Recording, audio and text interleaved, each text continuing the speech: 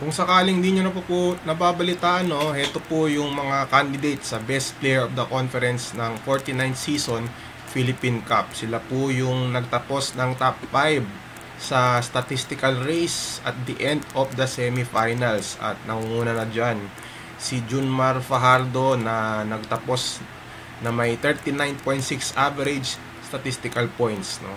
Nagtala siya ng 16 points, 13.95 rebounds, 3.2 assists, 0.6 steals, 1.1 blocks at in 19 games, no. And then yung 13.95 rebounds, league best po yan. So definitely si Junmar is a favorite to win another Best Player of the Conference award, no. Hindi na mabilang kung ilan yung BPC award ni Junmar, no. I-check natin ngayon, no, kung ilan na nga ba. Hindi natin kabisado, parang nasa 12 na ata, no, ang BPC ni Junmar.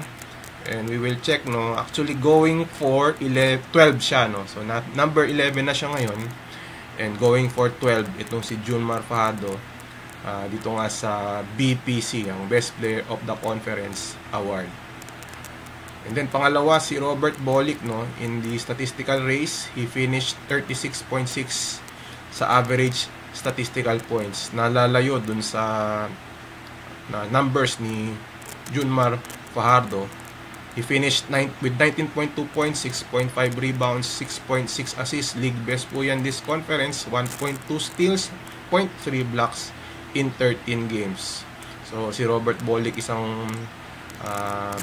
sa mga rason kung bakit pumasok ang NLEX sa playoffs, no? Although they fell short, they missed the semifinals despite being the number 2 seed dito nga sa playoffs. Pumangatlo si CJ Perez na nagtala ng 35.4 average statistical points. Yung numbers niya throughout the conference at the end of the semifinals: 20.7 points, 4.3 rebounds, 4.2 assists, 1.5 steals, and 0.4 blocks in 19 games.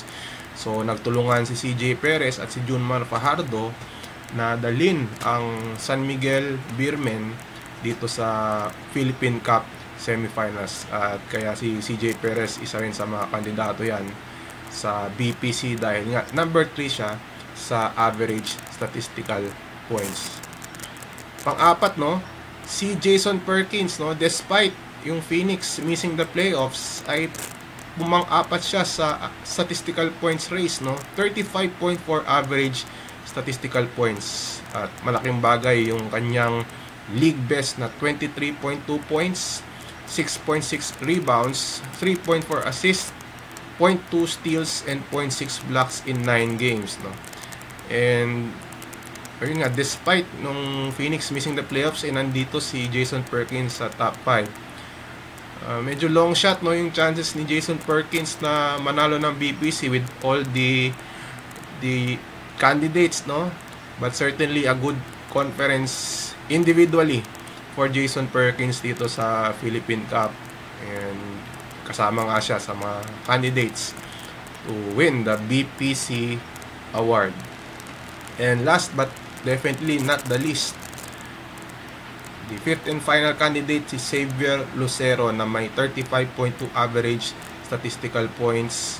A good conference for him: 18.2 points, 7.8 rebounds, 2.1 assists, 0.9 steals, and a league best 1.5 blocks in 13 games with the Magnolia Hotshots. And Lucero nga at number 5. Unfortunately, Magnolia failed to reach the semifinals, but nevertheless a good conference for Xavier Lucero. So yun po yung 5 na candidates for the BPC award. I'm sure baka may magtatanong dyan, bakit walang TNT na nakapasok? Well, from what I've heard, no, kung ano yung narinig natin, ay si Calvin Oftana ay pumang-anim lang, no, sa BPC race sa statistics, no. He finished 6 sa average statistical points. Yun po yung ating nabalitaan. At dahil nga top 5 lang po yung kukunin sa BPC candidates, ay hindi nakasama itong si Calvin Oftana sa mga candidates for the BPC award. So yun po, no. Yan po, no, ang ating BPC candidates for the Philippine Cup. At i-award po yan sa Game 4 ng Finals on Sunday. So, abangan po natin yan. No? Sino po yung bet ninyo for the BPC Award? Comment down below, no, for your choice. And of course, di pa po tapos yung proseso for the BPC Award. Magbobotohan pa po ang players and media to determine the winner of the Best Player of the Conference Award. Okay po, thank you for watching our video and we will see you next time.